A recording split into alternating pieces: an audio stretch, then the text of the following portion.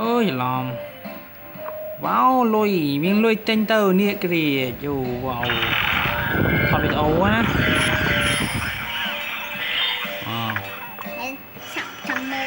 miếng bị ấu á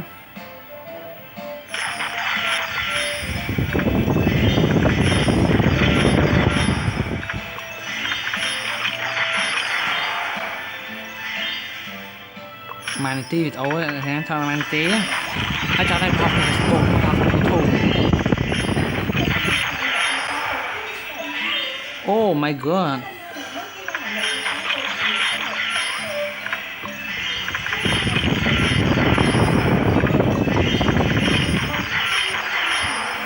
Pra phê màn tí nghe update ngậm mùi nhé thật là chú phê chú phê như si mê chở nó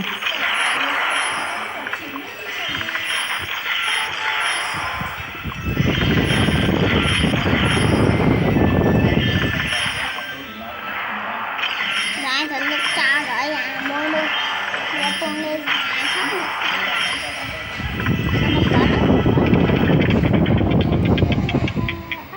ôi mà này ti chiếng ấy mà này ti bán tiền phê phé mày lươn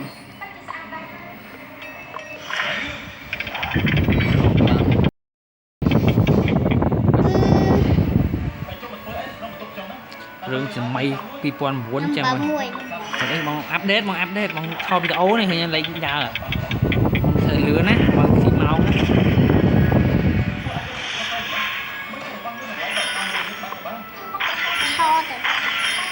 to đấy để mới rụt thêm á